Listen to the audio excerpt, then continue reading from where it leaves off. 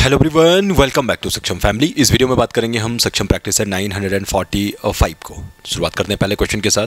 तो इसमें कुछ ज़्यादा चीज़ें हैं नहीं भाई, तो इसमें जो भी चीज़ें हैं जिसको जहाँ डाउट था वो अपने डाउट क्लियर कर लीजिएगा।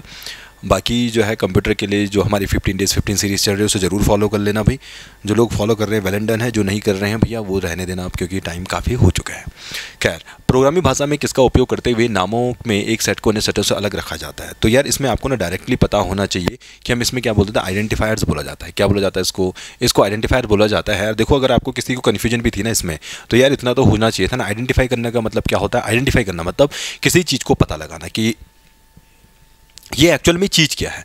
अब इस क्वेश्चन के अकॉर्डिंग देखो, प्रोग्रामिंग भाषा में किसका उपयोग करते हुए नामों के लिए आइडेंटिफायर तो हम यूज़ करते हैं ना। तो यहाँ पे प्रॉब्लम क्या थी? इसमें ज़्यादा प्रॉब्लम नहीं होनी चाहिए। इसी टाइप से पैकेजेस से कोई ज़्यादा मतलब नहीं होता है। पैकेजेस में आप पैकेट्स से मतलब होता है बेसिकली जो हम इंटरनेट पर डेटा भेजते हैं वो पैकेट्स के फॉर्म में जाता है। इसी टाइप से आपके पास नेम स्पेस कोई चीज़ होती नहीं है ऐसा कोई, ठीक है। मतलब नेम में स्पेस आप उसको ऐसे भी समझ सकते हैं। तो इसका जो आंसर आना था वो आपके पास आइडेंटिफायर्स आ जाता। तो ये थोड़ा सा इजी प्रश्न था। क्वेश्चन, निम्नलिखित में से किसका प्रयोग नेटवर्क परीक्षण के लिए किया जाता है यार?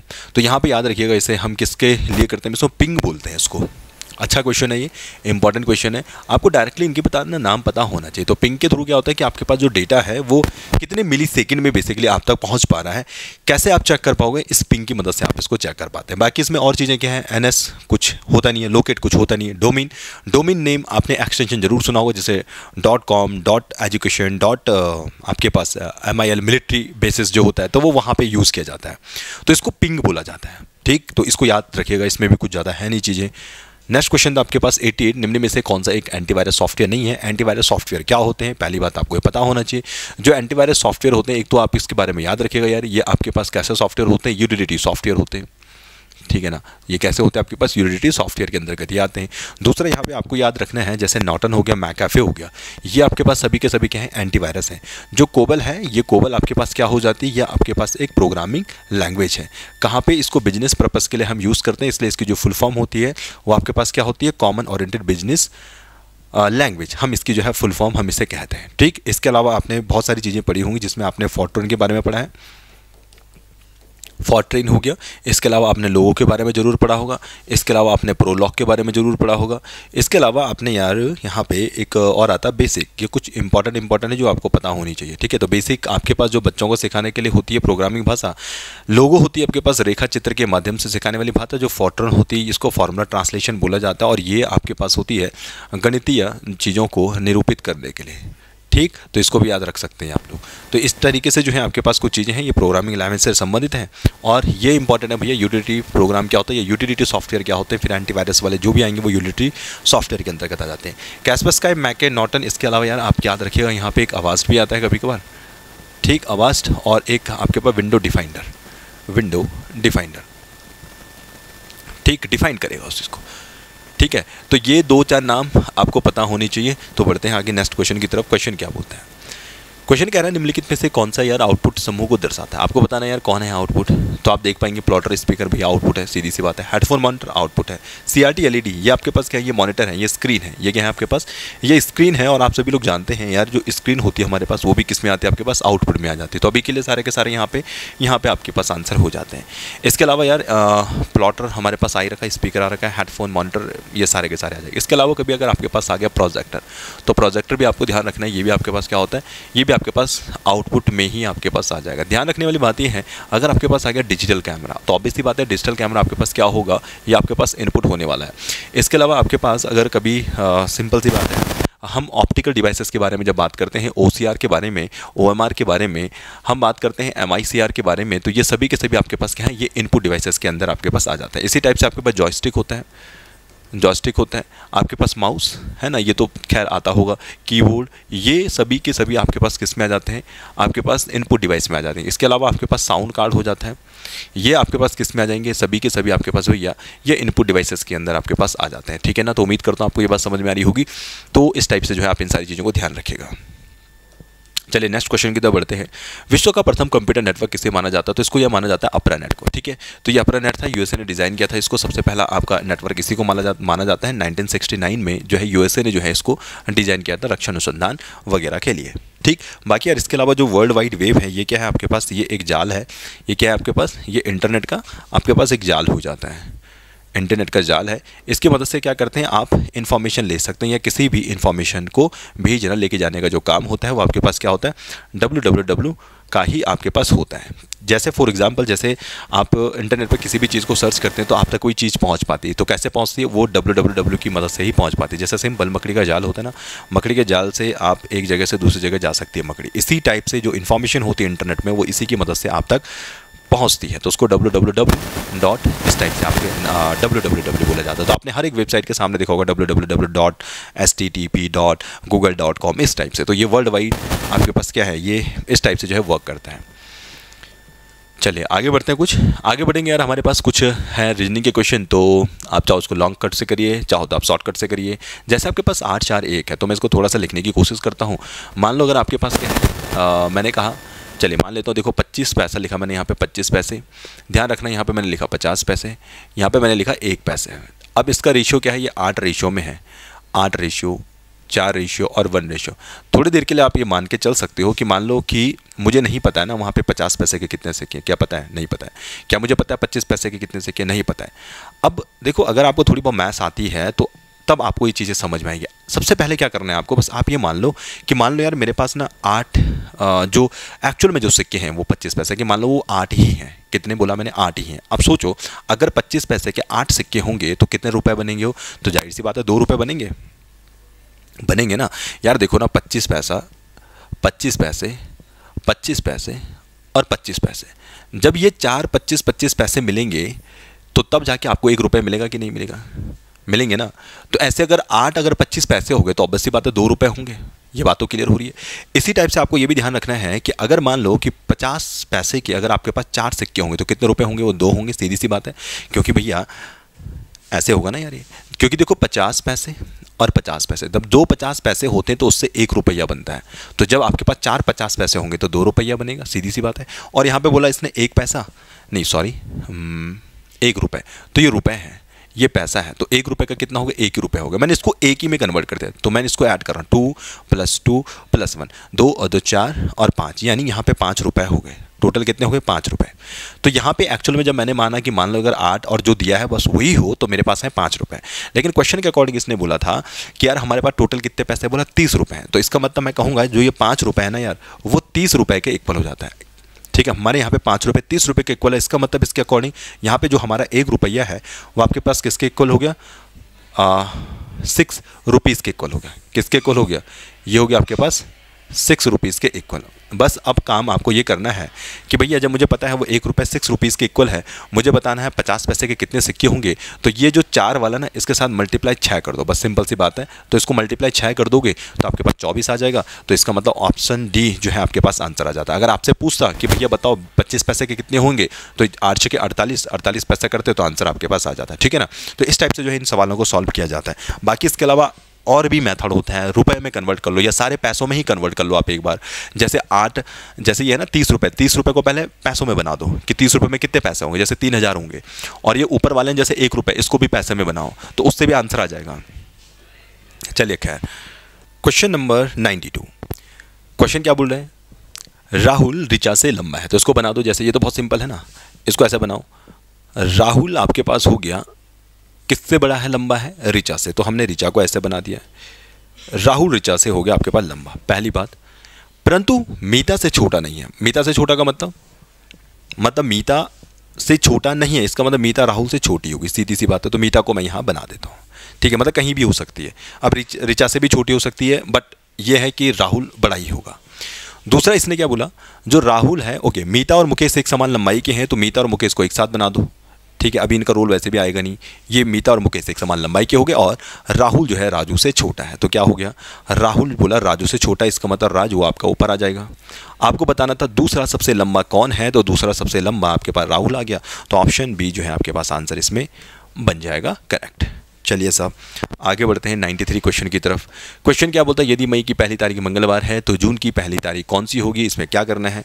तो आप सभी लोग जानते हैं यार, मई आपके पास जाता है कितना, 31वां जाता है, 31 जाएगा ना, जनवरी फैब मार्च अप्रैल मई 31वां जाएगा। तो 31 से एक कम कर दो, यानी इसको बना दो आप 30, इसको डिवाइड बाई 7 कर लेना, आपको मिलेगा यहाँ पे 2।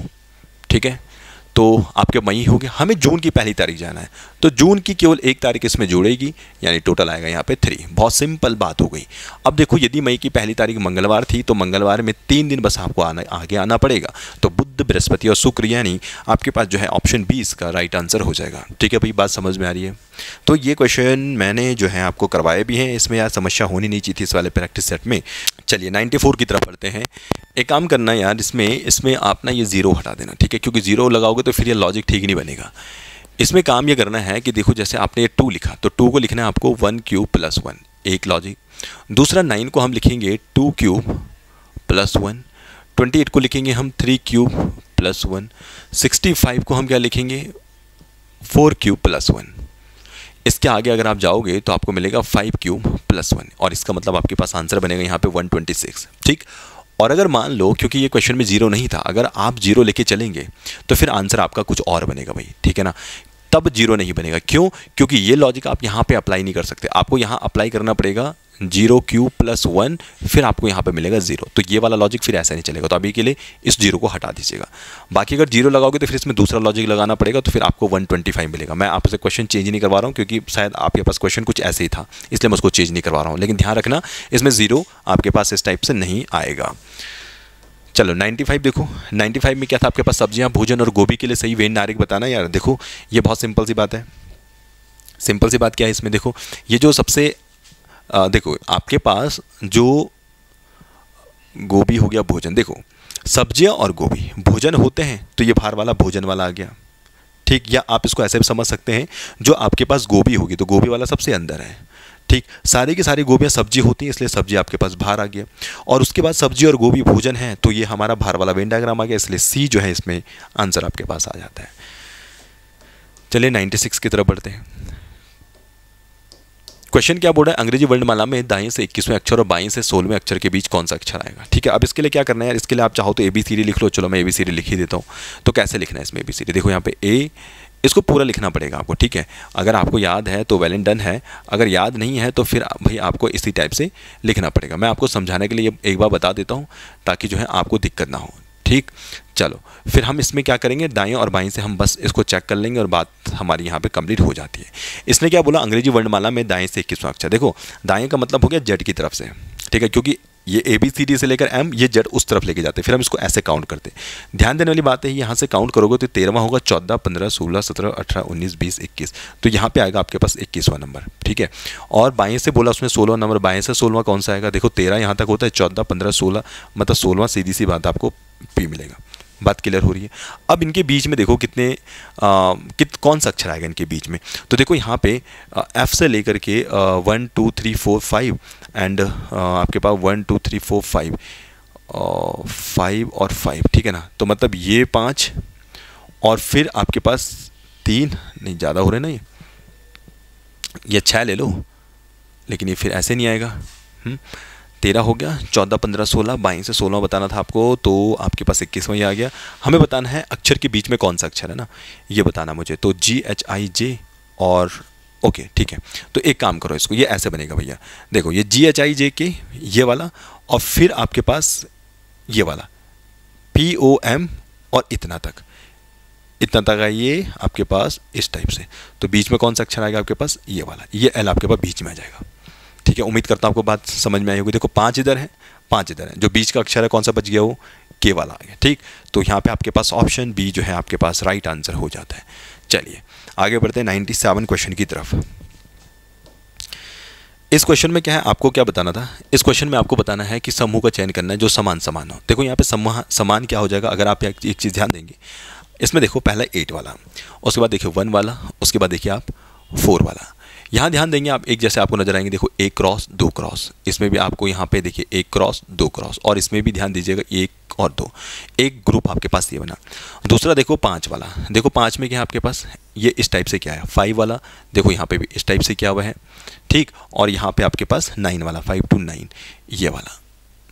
क्लियर हो रही बात? तो एक ग्रुप आपके पास ये बनी, यानी डी वाला आपके पास कुछ कुछ मिल जाएगा। 763 अगर आप चेक करेंगे, 763 में मतलब देखिए आपको पास ऐसे मिल रहा है, ये ऐसा है, फिर ये ऐसा है। सेम एज यहाँ पे भी ध्यान दीजिएगा, ये ऐसा ऐसा और बीच में कुछ ऐसा है, यहाँ पे भी सेम टू सेम कुछ आपको ऐसा मिलेगा। तो ऑप्शन डी जो है इसका आंसर मिल जाएगा, ठीक है ना। तो यार ये सारी चीज़ें जो है आप आसानी से कर सकते हैं, ये थोड़ा थोड़ा प्रैक्टिस करने से आपके पास चीज़ें आ जाएगी, नए नए क्वेश्चन करते रहोगे ना तो सारी चीज़ें हो जाएंगी।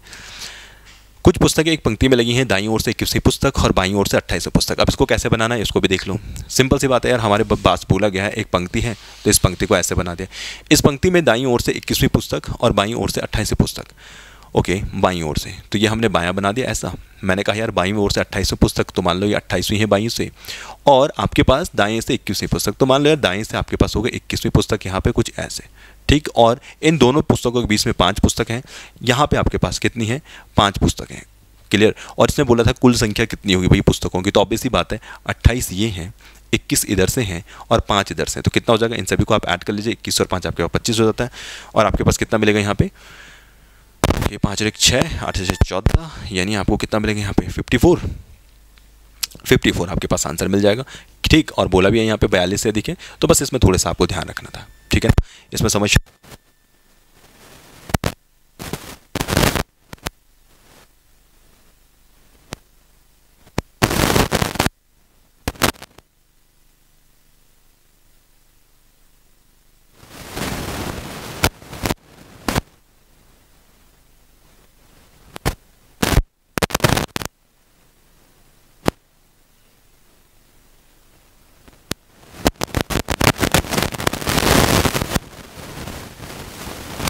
रहा हुआ आपके पास 12, ठीक।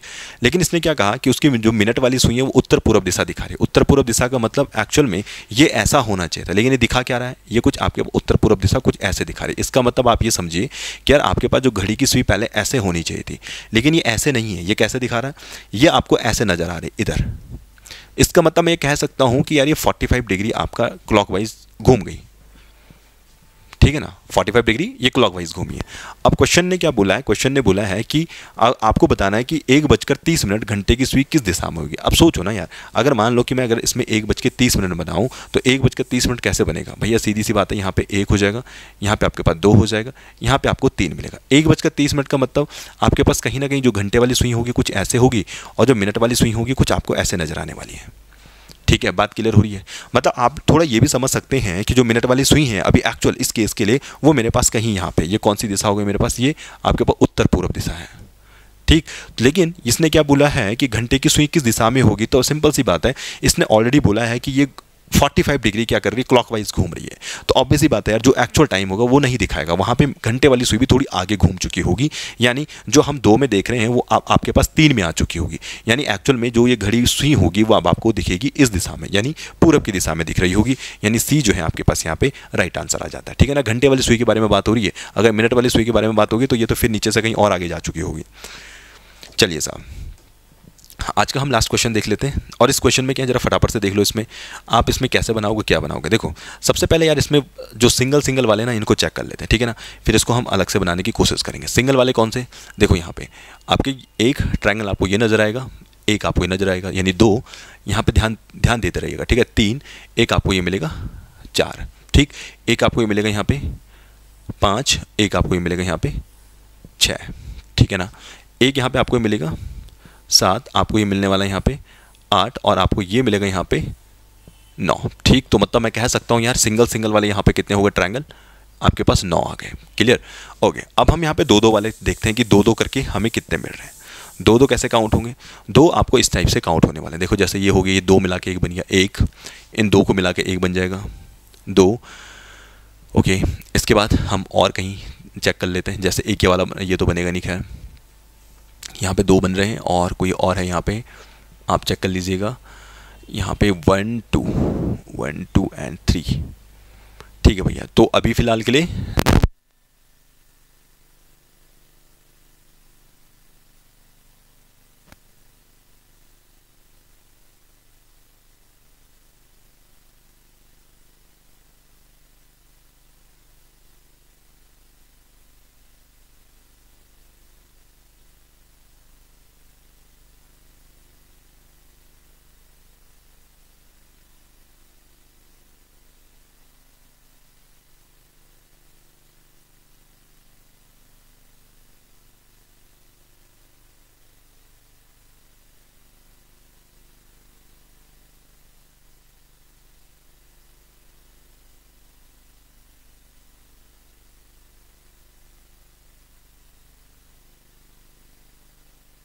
है यहाँ पे?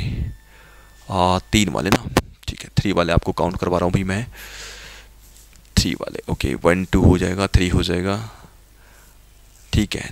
तो यहाँ पे कुछ और, तो 3 वाले यहाँ पे कितने बन गए आपके पास? 1 2 3, एक ये भी आ जाएगा, ठीक है। कौन सा? इधर से ये वाला। कौन से 3 है? ये इन तीनों को मिला के, यानी 3 वाले कितने हो गए आपके पास? 4 हो गए भाई, ठीक है। चलो उसके बाद हम 4 वाले काउंट कर लेते हैं कि 4 वाले कितने मिल रहे हैं भाई। चलो 1 2 3 4 आपको एक ये मिल जाएगा यहाँ पे, देखो एक तो ये है, ठीक है। एक आपको ये मिल जाएगा, 1 2 3 4 आपको ये मिलेगा 4 वाला। क्या कहीं और है? तो अगर आप इसमें और देखेंगे तो आपको 1 2 3 और नज़र नहीं आएगा, यानी 4 वाले मुझे कितने मिले यहाँ पे? 2 मिल गए भाई, ठीक। उसके बाद हम क्या करेंगे? 5 वाले चेक करते हैं कि 5 वाले कितने हैं भाई यहाँ पे। तो 5 वाले कहाँ पे आ जाएंगे? 1 2 3 4 5, 1 2 3 4, ओके 1 2 3 4 5 मिलेगा कहीं? 1 2 3 4 5 6 7। चलो एक काम करते हैं, 7 वाला देख लेते हैं।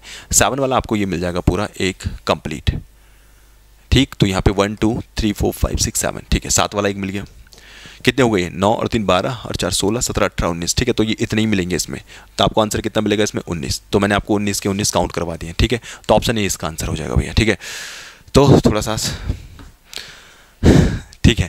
तो यार देखो ऐसा है ना कि ये थोड़ा सा आपको चीज़ें देखनी पड़ेंगी, और जब आप क्वेश्चन पेपर देखते हैं ना तभी ये सारी चीज़ें समझ में आते हैं, वो एकदम से सारी चीज़ें समझ में नहीं आती है, ठीक है।